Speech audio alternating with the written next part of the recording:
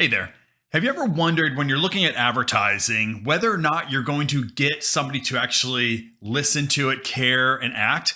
Well, if you have these kind of concerns, there's actually a science called behavioral science that you can use to actually audit your own creative, your own advertising, and you can know with a lot more assuredness that you are actually going to have creative that works. So in this video, I'm going to teach you a very short and very easy way to do an audit on your marketing and then modify your marketing so that you get the most impact possible. The way you do this is something called the Mindstate Behavioral Model.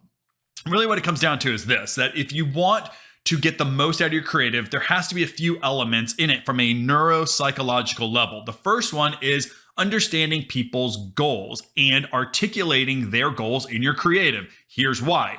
When people hear that you can help them reach their goals, their aspirations in life, they're more likely to pay attention to your advertising and actually maintaining attention, which is incredibly difficult in today's world. But that's not enough. Next, you have to understand people's motivations. What drives them to reach their goals? Now, in my book, Marketing to Mind States, there are 9 core human motivations that drive human behaviors. I'm not going to go through those now. You can learn more about those at mindstategroup.com or get the book. But there are core motivations that you need to implement or integrate into your marketing to increase emotional arousal. It's through priming. So in the example I'm going to show you in just a second, you're going to hear about security motivations.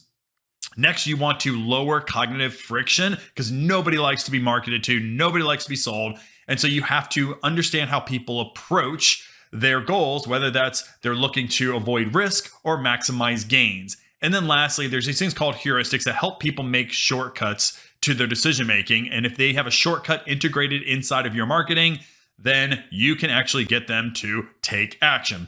Now, if you want to learn more about this, you should read my book, Marketing to Mind States. By the way, I'm Will Leach. I'm the author of Marketing to Mind States. I am the CEO of the Mindstate Group. And if you like this video, let me know because I can actually audit your creative if you want to send it to me so you have a better understanding of how to optimize the neuro and behavioral psychology perspectives and best practices to get the most out of your creative. So for instance, let me just show you, I have this print ad from Purina. And what I wanted to do is first have you look through this through the lens of behavioral sciences. And there's actually 1, 2, 3, 4, 5, 6 different lenses I want you to look at your creative through these lenses, right? The first one is, are you activating on somebody's goals? Now, in this case, we knew that somebody is driven by the optimistic security mind state. And you can learn more about that in my book. But really what that means is that they're driven to have more safety. In this case, they wanted to make sure that they're highly protecting their dogs as it relates to the foods that they eat.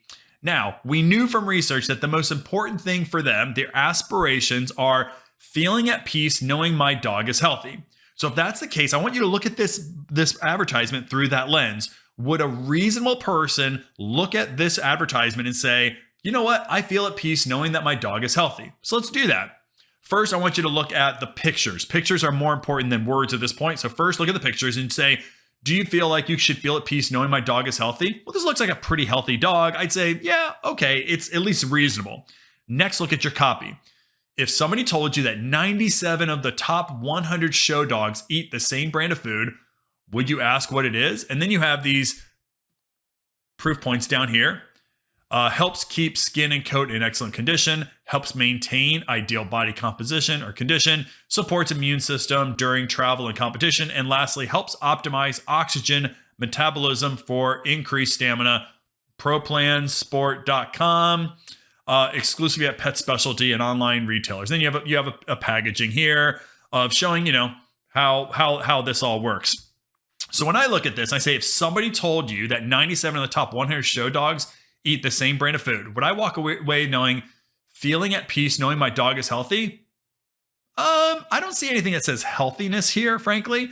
I do see that there's a lot of people that are showing their dogs that would use Pro Plan. So I'd say it does an okay job. I'm not feeling great about that. So for this, I'm putting it like, I'm not so sure. I think you could do a better job at making sure that this tells me that Pro Plan is going to make me feel at peace knowing my dog is healthy. It doesn't do a bad job, but I think it could do better. So in the motivation, next, you want to understand whether or not you are priming security motivations, because in this case, dog owners want to feel that they are getting safe food. So is this talking about the safety of the food, or is that their dog going to be protected from threat? I actually don't think so. I don't think it does a very good job of that motivation at all. So I would say, no, it does not. So something to think about as I'm moving along with my creative process. Third, does this approach, because remember, this is optimistic, meaning that people want more security.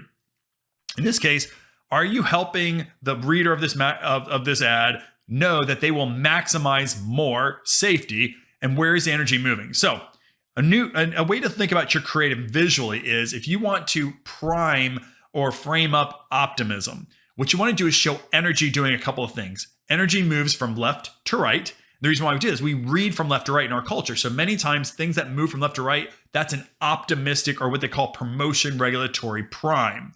So when I look at that, I go, okay, I actually do see, since the dog is looking from left to right, and the words, of course, are moving from left to right, even how the words themselves start on the left and move to the right, I feel really good about its ability to say that I'm going to get more good things. I'm going to get more security or more good things.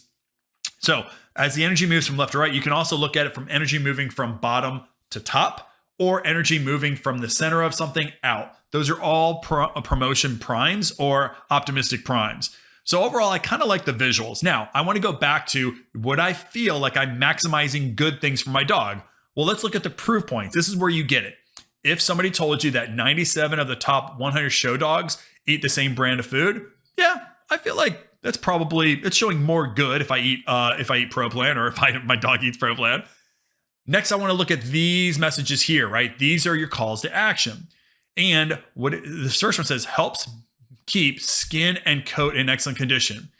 Is that maximizing good, or is it minimizing bad? Actually, since it words helps keep, this actually says, no, this is a prevention prime. This is not optimistic. This is saying you are not going to risk losing your dog's coat. So first off, I don't like the way that's written. You can rewrite that now if you want to say that your dog is going to get better skin and coat, a more energetic skin coat. That would be the better way to write this.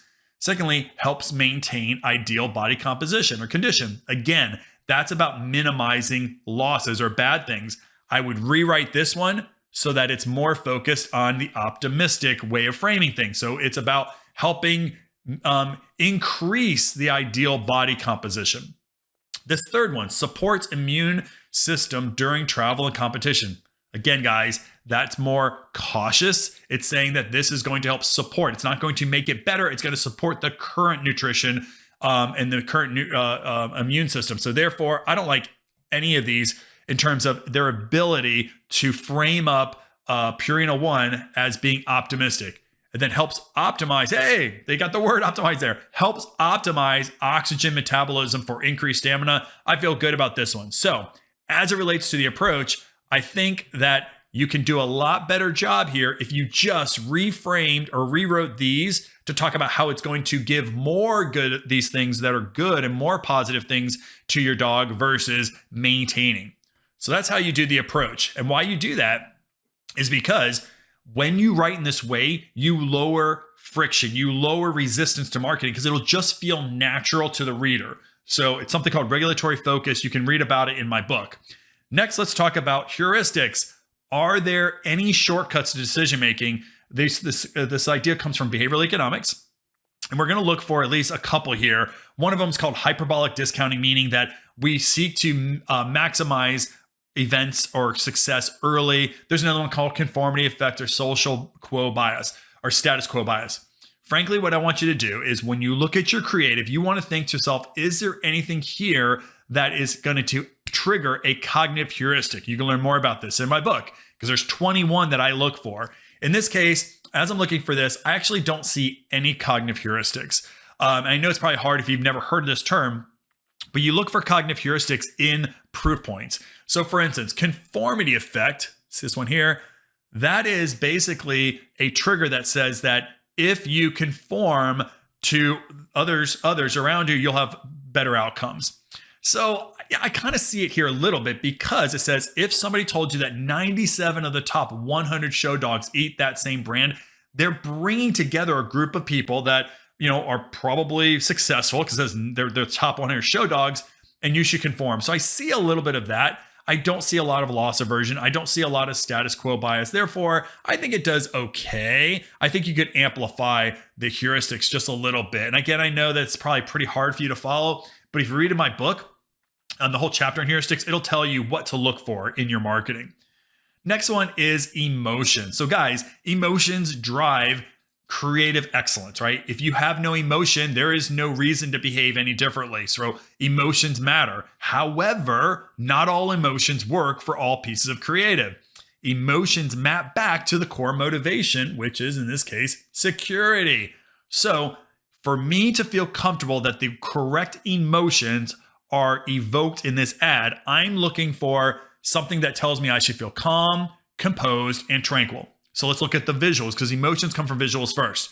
When I look at this dog, to me, there's certainly some composure. I mean, I think there's some great almost it's royalty, this dog with the chest out like this. But I feel like it's a composed dog. There's not a lot of crazy energy. It's not, jumping around or whatever. So I actually think it is very calm, composed, and tranquil. Would I walk away feeling like calm after reading this ad? Yeah, I probably would. So I actually feel like emotionally, this is okay from a visual perspective. And when I look at the copy, I don't know. It's a calm copy. It's not trying to be funny. It's not trying to be overly aggressive. It's asking a question. Would you ask what it is? Which is almost inquisitive. That's a slightly different emotion, but that doesn't really worry me too much, right? Because really what I'm looking for, is it reasonable to believe that somebody would walk away feeling more calm, more composed, or more tranquil? And I think it does a pretty good job there. So I'm going to say check for emotions.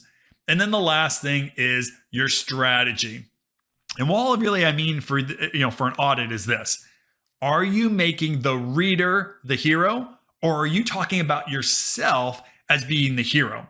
And if you think about narrative psychology, what we've learned is that people want to constantly feel like they're the hero of their own story. In this case, the dog owner should be the hero. So as I look at this, I say, is it clear, first off, what the offer is? I said, yeah, I guess it is, except that what I don't like here visually is how this bag of dog food recedes into the blackness of, kind of the shadow. I think they probably should have thought that through a little bit better, because sometimes if I read it really quickly or browse it, I'm not sure if there's actually packaging here, right? And if I'm only going to look at an ad for like 0.3 of a second before I move on, I'm not exactly sure what's being offered unless I dig into these details. And frankly, the bag recedes down here. So first off, I'm not feeling great about, do I know what the offer is? I think I would have, figured out a way of making this dog food kind of pop a little bit more, make it basically contrast with this shadow areas here. But then from a psychological perspective, let's just say, is the buyer the hero? Is the person reading the hero? And as I read this, I go, no, actually, I don't think it does. Because it says, if someone told you that 97 of the top 100 show dogs eats the same brand of food, would you ask what it is? It actually, to me, there's two heroes being communicated. One, it's these 97 of the top 100 show dogs. So it's really emphasizing their importance, but it says nothing about you as the reader. It's kind of almost putting in your face saying, if you want to be like us, buy this food. So I'm not sure if it does a great job here. Secondly, what this does down here, these proof points I keep showing you, what these proof points do is it kind of helps you a little bit gain some kind of credibility, or maybe making you the hero, because it helps keep skin and coat in excellent condition, helps maintain ideal body condition. But here's my issue with this. It's almost making the dog the hero. It's saying helps keep skin and coat in excellent condition. Now, I know this sounds simple or kind of even funny, like, oh, of course it's you, because the dog doesn't do that. However, at a neuropsychology perspective, just adding the words you will make dramatic impact on this. So if you said helps you keep skin and coat in excellent condition, helps you maintain, you become the hero. You become the person that's doing this stuff, your dog, versus you having the dog as the hero. I know that they're trying to keep copy down. I totally get all that. But from a neuropsychology perspective, it is not really doing a great job at making the buyer the hero. It makes Purina One the hero, which nobody wants the brands that they buy to be the hero. Everyone wants to be the hero, and the brands help them to become the hero in their own story, right? So focus on your customer a lot less than, or much more than focusing on yourself. So guys, this is just kind of a really fast 6-step way to look at your creative. And when you see that there's some outages, whether, maybe you feel like it's not doing a great job of the motivation, go back to that ad and say, how can we increase a feeling of security? You can have some of the same things that are shown here, but I think what you want to do is just tweak it. And when you tweak around understanding somebody's motivations and their regulatory focus, in this case, optimistic security, they want to feel safer, more safety in the foods that they buy. Think about how these ads, both visually as well as copy-wise, are going to help people feel that way. And if you want to learn more about that stuff, all you have to do is go to mindstategroup.com or get the book Marketing to Mindstates. And if you get the book Marketing to Mindstates, you're going to learn a lot more about the whole process. And it'll even teach you a lot more about these mind states and how to create, just much better, much more effective communications that will trigger your customers' emotional response to your creative. And guys, in today's world, where there's so much advertising out there, the best way to get your creative to pop and get people to act is to actually use neuropsychology, neurosciences, and behavioral sciences so you can tap into the subconscious. In a world where we're making about 35,000 decisions every single day, that's going to be your vehicle to getting people to listen to your ads, care about your ads, and act with your ads. So if you want to learn more, hey, send me a post. You'll like this video. I will do your ads if you want me to. If you find this useful, or learn more at mindstategroup.com, or just check out this YouTube channel. We got all sorts of videos in here to help you understand how to use behavioral sciences to grow your brand or business.